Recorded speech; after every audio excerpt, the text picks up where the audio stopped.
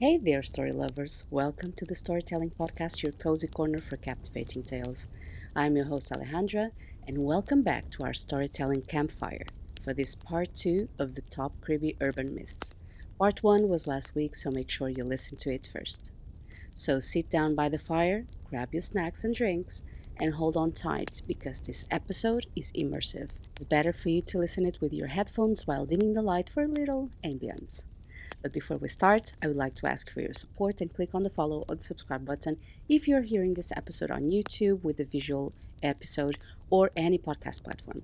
I would really appreciate that and thank you for the lovely reviews you have been leaving on the podcast. It means the world to me.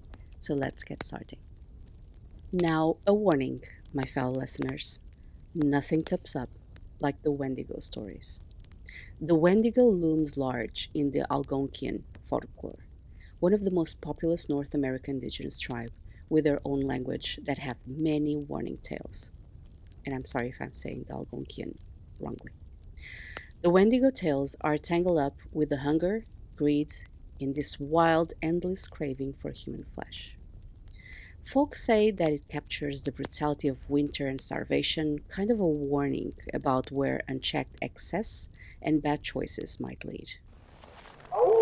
Our story begins deep in the unforgiving boreal forests, where winter holds the land in an icy grip for months on end. Elias, a lone fur trapper, found himself stranded.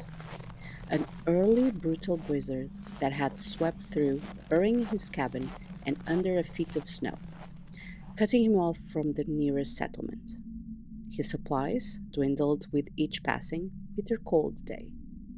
The hunger, a dull ache at first, but sharpening into a gnawing, desperate beast. He tried to hunt, but the forest was eerily silent, devoid of game. The cold seeped into his bones, and the isolation began to play tricks on his mind. He heard whispers in the wind, faint at first, that growing clearer, urging him, tempting him with unspeakable thoughts. Just a little longer, they seemed to hiss, and you'll have no choice. One evening, at the last sliver of sun dipped down on the snow-laden horizon, casting a long skeletal shadows, Elias saw it. A figure, impossibly tall and gaunt, moving with an unnatural jerky grace through the trees. Its skin was stretched to protruding bones, its eyes were sunk and burning with a malevolent, hungry light. It was barely human, more a twisted parody, its limbs elongated, its breath visible as icy plumes in the frigid air. An absolute terror mixed with cold gripped Elias. He knew what it was. It was a Wendigo.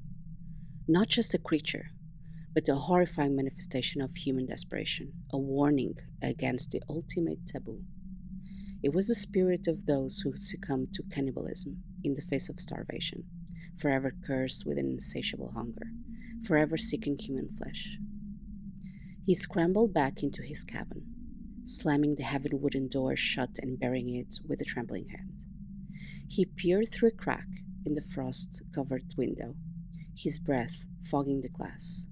The Wendigo was there, standing motionless, its head cocked as if it was listening. Its body seemed to shimmer, almost translucent against the snow, yet radiating in an intense cold that Elias could even feel within the thick walls of his cabin. Then it moved, not towards the door, but around the cabin, slowly, deliberately, its long clawed fingers scraping through the logs, a sound that grated on Elias' nerves like fingernails on chalkboard. He could hear its ragged, wheezing breath, a sound that promised an unending, agonizing hunger.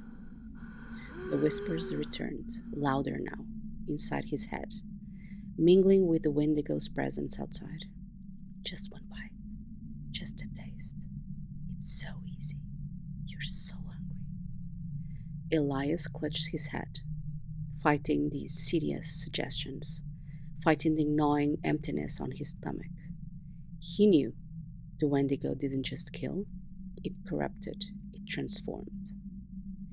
He spent the night huddled by the dying embers of his fire, listening to the scrape, the breathing, the whispers.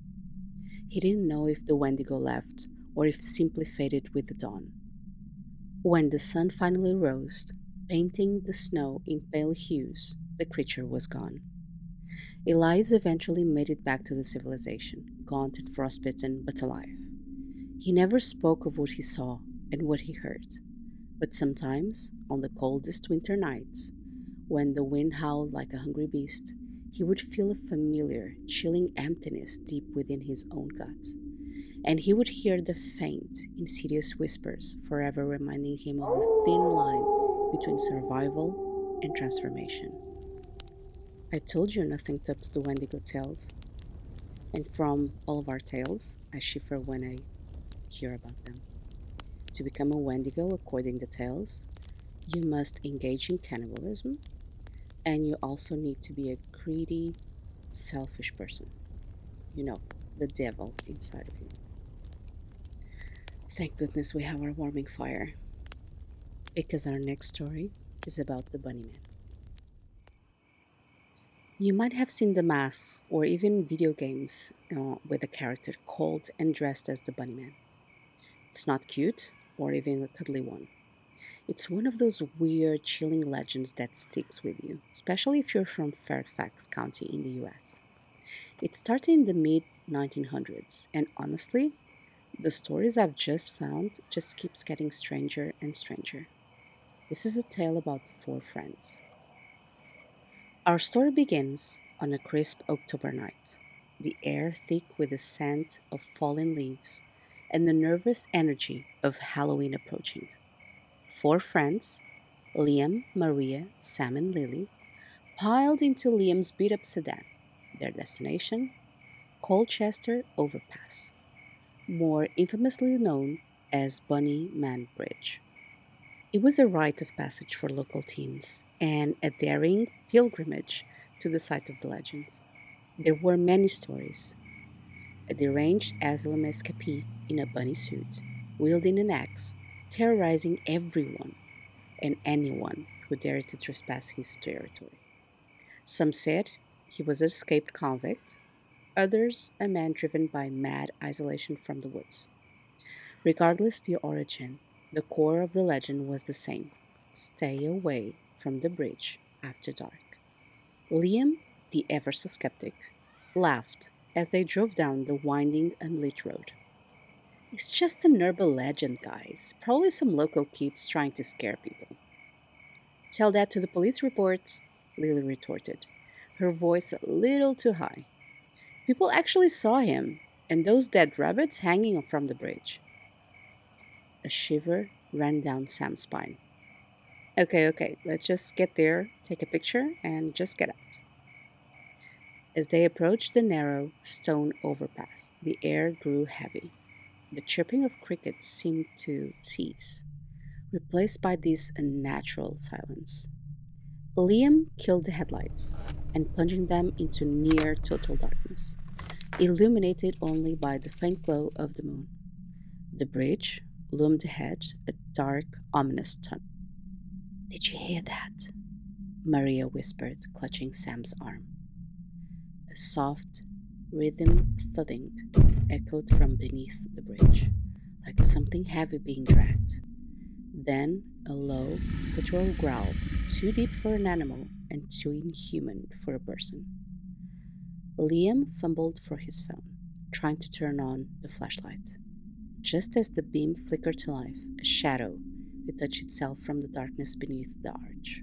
It was tall, impossibly so, and its silhouette was disturbingly familiar. Two long, pointed ears rose from its head, and in one hand, something glinted dully in the faint moonlight. It was an axe. The figure took a single, deliberate step forward, its head cocked in an unnatural angle.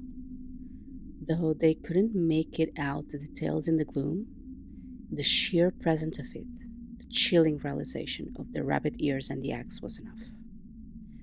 Liam didn't hesitate. He jammed the key into the ignition, the engine roaring to life. He slammed the car into reverse, tires spitting the glaive as he spun around, speeding away from the bridge within a second glance. They drove for miles in terrified silence, and the image of that looming, bunny-eared shadow burning into their minds. They never saw him clearly, never heard him speak.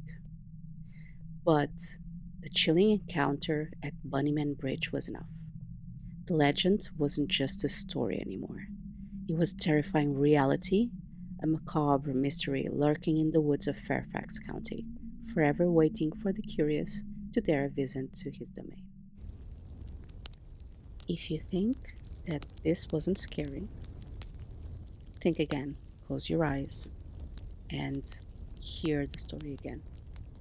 Because sometimes we don't even need to be caught by an urban legend, but actually just to see it will change your life. Same as the terrifying story that I'm going to tell now about Teke Teke and the terrifying Japanese ghost. Teke Teke is a staple in Japanese ghost stories, with a reputation for vengeance and a knack for sending chills down your spine. Her tale started out as an urban legend, but keeps popping out in all sorts of places. I told you before, this creeped me out, and I'm the storyteller. But there is something in Asian tales that some scary truth, but please, don't look back now. Our story centers on Hiroshi, a diligent university student walking home from a late night study session. The city was quiet, most shops shuttered, and the last train had long since passed. He took a shortcut through a dimly lit pedestrian tunnel that ran beneath the old railway tracks, a path he'd used countless times. The air in the tunnel was unusually cold, despite the mild evening. Hiroshi pulled his jacket tighter, his footsteps echoing unnervingly in the confined space. He was about halfway through when he heard it, a faint, rhythmic tick, tick, tick sound. It was a metallic scraping, like something heavy being dragged rapidly across concrete. Hiroshi paused, his heart giving a sudden lurch. He looked back and forward, but saw nothing. The sound seemed to be coming from ahead, growing steadily louder. Teke, teke, teke. He tried to rationalize it. Skateboarder? Someone dragging a heavy cart? But the sound was too consistent, too unnatural. It had a horrifying speed to it, something like only a human could manage. Teke, teke, teke, teke, teke, teke, teke, teke, teke. Then, from the darkness at the far end of the tunnel, a shape emerged. It wasn't walking. It was moving with incredible speed, a blur of emotion, propelling itself forward with a horrifying, frantic energy. As it drew closer, Hiroshi's blood ran cold. It was the upper torso of a woman. Her body ended abruptly at the waist, a jagged, bloodied line where her legs should have been. She was propelling herself forward with her arms, her elbows and hands scraping along the concrete, creating that sickening tick-tick sound.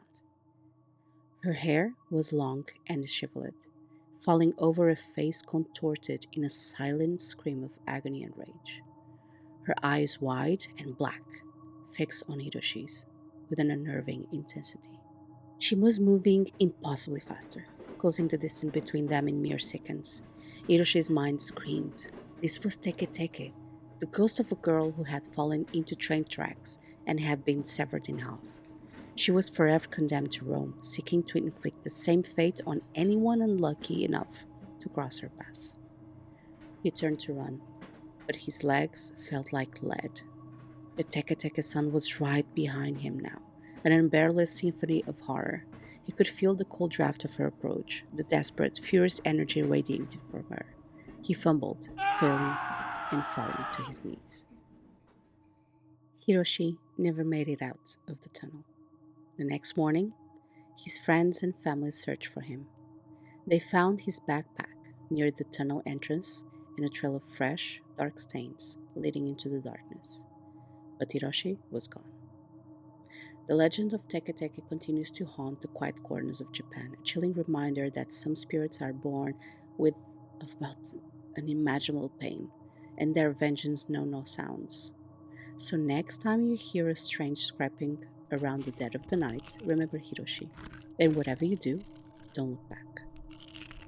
And about the Teke Teke, can you imagine what kind of sound was it actually? It was the train tracks. I told you not to look back, didn't I? Our next story is going to take us again to the west. And if you think the Wendigo was creepy, then welcome to the Skinwalker stories. The Skinwalker legends have their roots in Navajo folklore, where they are seen as the ultimate shapeshifters. These supernatural beings have been inspired fear and curiosity, blending old beliefs with new interpretations. Our story begins with Elena, an anthropologist studying ancient Pueblo ruins deep in a remote canyon. She was a woman of science, grounded in logic and reason, but even she couldn't deny the profound, almost spiritual silence in the desert. She'd heard that local whispers about Yinaldoshi, the Navajo term for skinwalkers, malevolent witches who could transform into animals using their power to inflict harm. Elena dismissed them as a fascinating cultural myth, nothing more. One evening, as the sun bled crimson across the mesa, painting the sky in fiery hues, Elena was packing up her equipment. She felt a prickle on the back of her neck, the distinct sensation of being watched. She scanned the horizon, seeing only the vast empty expanse. A lone coyote sat on a distant ridge, its silhouette stark against the fading light. It seemed to be staring directly at her. Elena shivered, attributing it to a sudden drop in temperature. She returned to her modest campsite. She crackled her fire, and she was doing this to ward off that growing unease that she was feeling. The coyote howls, usually a comforting sound in the wilderness, but this time it seemed different, too close, too human, almost like a mocking laugh. Later, as she lay in her tent trying to sleep, she heard it, a soft, rhythmic scratching just outside her canvas wall.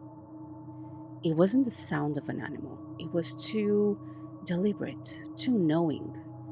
Then a low, guttural growl, followed by a series of clicks and whistles that sounded eerily like human speech, yet utterly alien.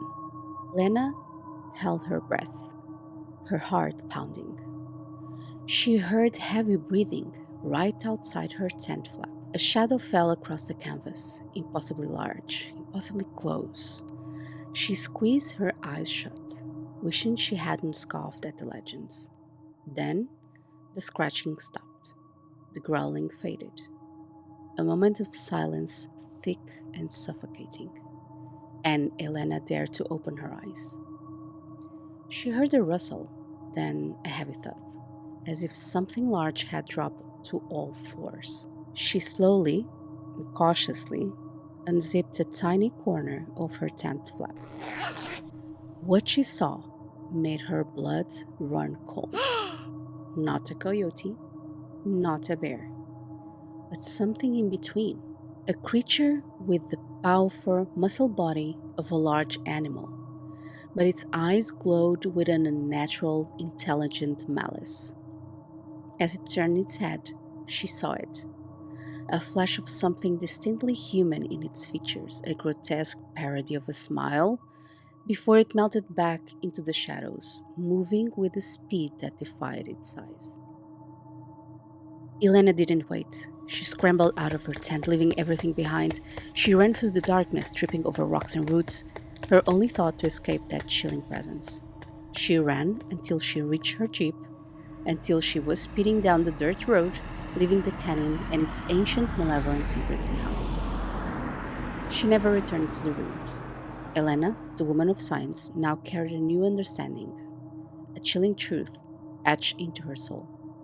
The skinwalker wasn't just a myth, it was a terrifying reality, a shapeshifter of fear forever roaming the desert, a chilling reminder that some things are beyond human comprehension and best to live undisturbed. Skinwalkers, they actually creep me out because they can be anywhere, of course, in the woods, in the wilderness, in the desert. But you know what is really scary for me? Is that people can create a story, might come from a myth or not, and they create a story that is so dark and evil that everyone thinks is real and people actually bring them alive. I'm telling you the story about Alex and Slenderman. Our story begins with Alex, a quiet but imaginative writer who spent most of his nights immersed in online forums dedicated to creepypastas. You know, those 2000s emails filled with images and fake stories. It was popular back then because we didn't have social media and we used to forward crazy emails to friends and family. But some of them actually became urban legends. He was fascinated by the collective storytelling, the way a chilling idea would spread and evolve across the internet.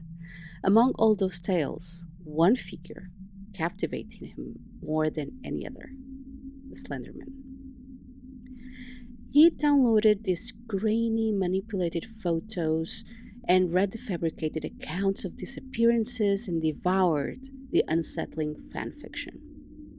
The image was simply yet profoundly disturbing: an impossibly tall and unnatural thin figure in a dark suit with long, slender limbs and a featureless, blank face.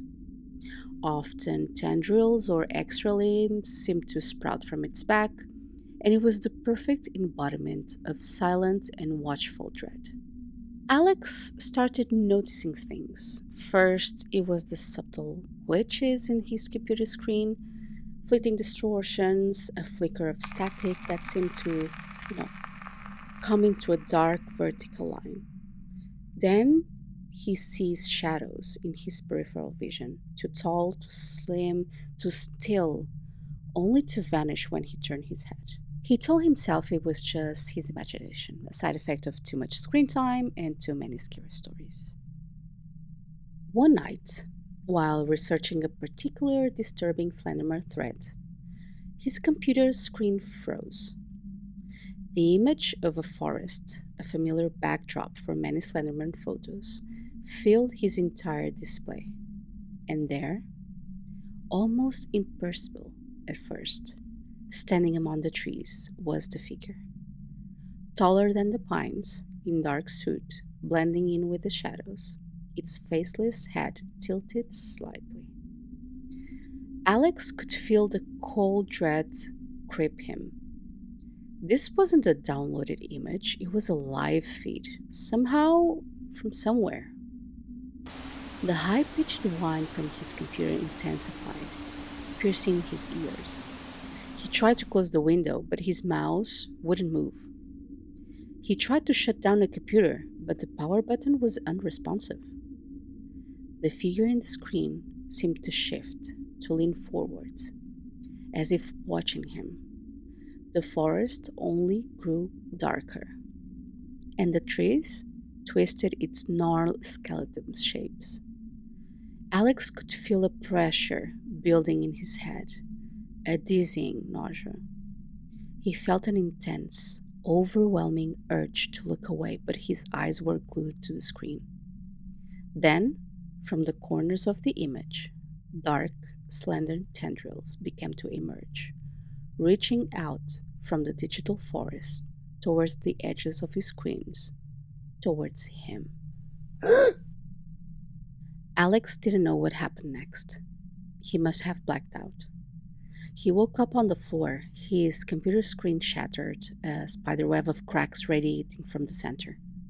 He was shaking, drenched in a cold sweat, and the high pitched whine still echoed in his ears even though the computer was dead.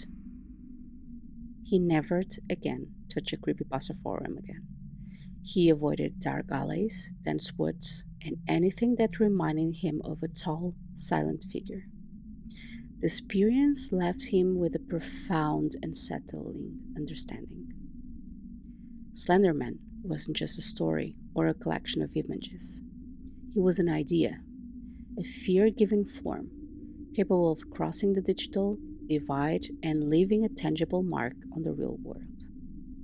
The digital age had given birth to a new kind of boogeyman, one that could find you not just in the dark, but through every screen that we hold so dear. Did you know about the Slenderman base story? I bet you will dream about it today. But if you think that Slenderman was created, let me tell you another story.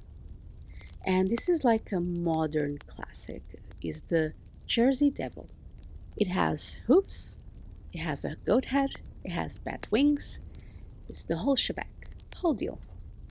Legend says it was born in 1735 to Mother Leeds, a cursed woman who became a demon.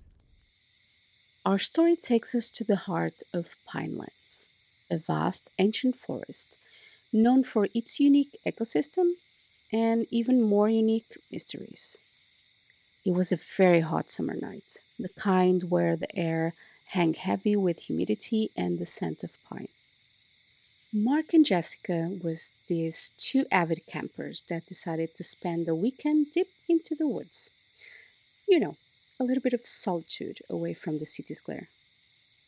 They heard the local tales of the Leeds Devil, or as it was sometimes called, a monstrous winged beast with a horse's head and glowing red eyes. But they laughed and dismissed him as, a local colorful story. They set up their tents near a small secluded bog. The only sounds that they could hear was the chirping of crickets and the distant croaking of frogs. As the darkness deepened, a strange unease settled over the camp. The usual forest sounds seemed to diminish, replaced by an unnatural quiet. Around midnight, a sound shattered the stillness. It was a high pitched, piercing shriek, anything unlike they ever heard of. It wasn't an animal cry, it was too raw, too full of malevolence. It seemed to echo through the dense trees and coming from everywhere and nowhere at once. Jessica clenched to Mark's arm, her eyes wide in fear. What was that? She whispered, her voice trembling. Mark thought, unnerved, tried to sound brave. It's probably just a fox or something. But even as he spoke, he knew it wasn't. Then came another sound, a heavy, irregular thudding, like something large moving clumsily through the underbrush, accompanied by a leathery flapping. The thudding grew closer, circling their campsite. They huddled together in the tent, barely breathing. The flapping sound intensified, directly overhead now, followed by a sickening thump on the ground just outside. A foul, sulphurous odor, like burned matches and damp earth, seemed to flow in the air. Through the thin canvas, they saw it. A dark, impossibly tall shadow fell across their tent, illuminated faintly by the moonlight filtering through the trees. 2 points of crimson like embers glowed in the darkness just beyond the canvas. The tent fabric rippled as something brushed against it, then a low, guttural snort, followed by a sudden and powerful gust of wind that nearly ripped the tent from its moorings. The flapping sound grew louder, more frantic, and they heard the distinct snap of a tree branch. Mark, driven by a desperate surge of adrenaline, fumbled for his flashlight and switched it on, aiming at the tent wall. The beam cut through the canvas, briefly illuminating a grotesque silhouette. A long horse like head, bat like wings, and cloven hooves. The glowing red eyes were fixed on them. They screamed, a unified cry of pure terror. Mark scrambled for the tent zipper, tearing it open. They burst out, abandoning everything, running blindly through the woods, not daring to look back. They ran until their lungs burned, until the sounds of the pinelands faded behind them, until they reached the safety of their car and sped away. They never saw the Jersey Devil clearly, never understood its true form. But the chilling encounter in the pinelands was enough.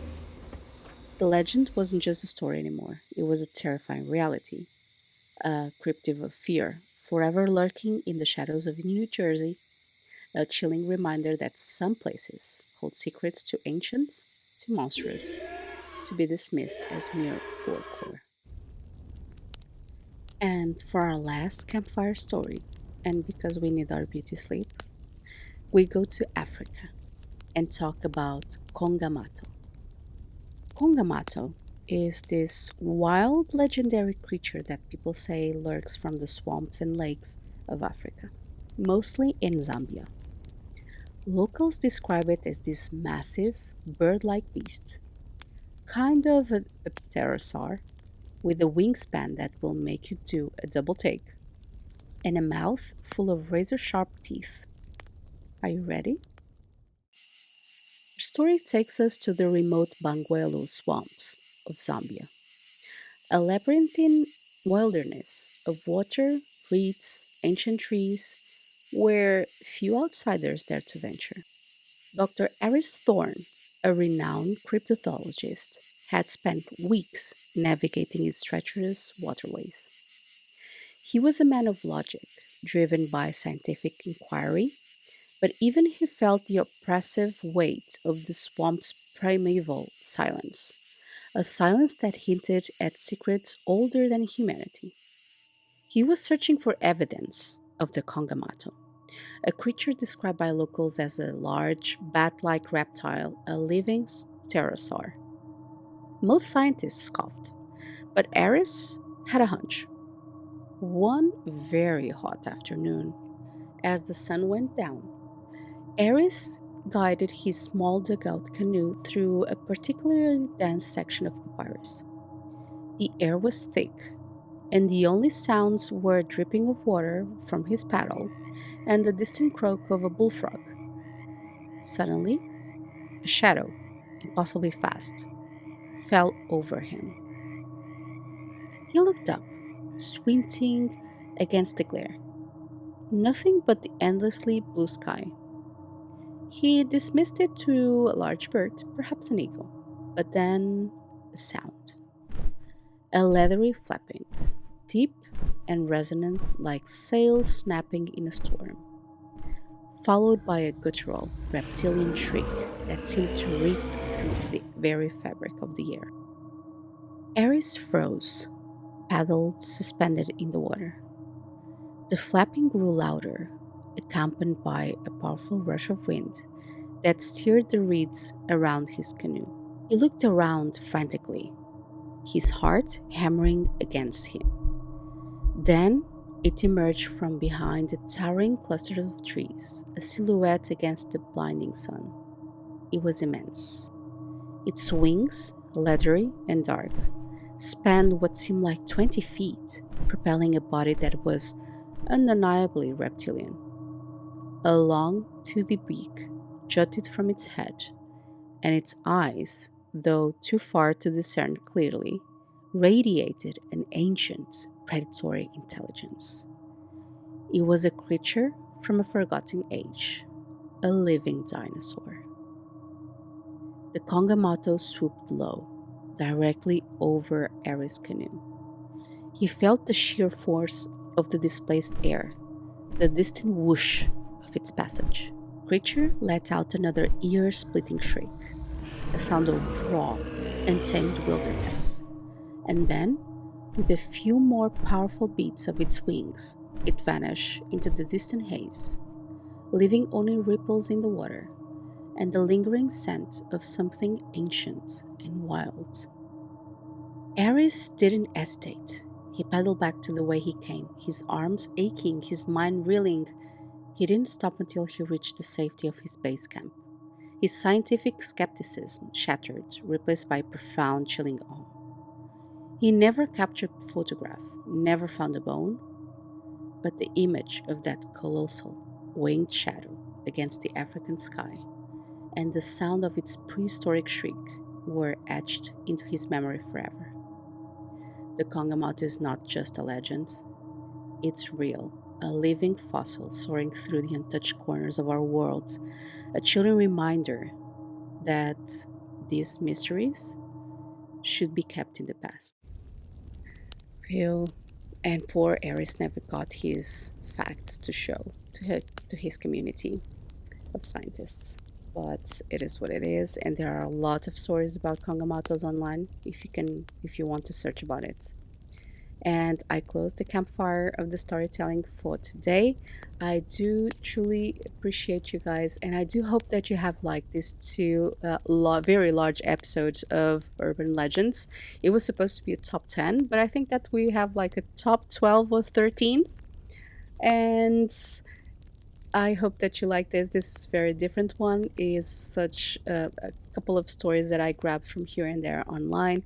And as always, we will have a new episode next week. And I love to create these immersive, creepy, and spooky stories. Let me know if you would like more spooky stories about this. And, this was the compilations of this week. And next week, we will have a new episode, very completely different, about the real story about the Lunar Society. And thank you very much. This was the episode for the Storytelling Podcast. And thank you for listening. And please remember that if you'd like to send your stories or special topics to be shared in the next episodes, please send it to the Storytelling Podcast 8080 at gmail.com or follow me on social media at the Storytelling Podcast Official.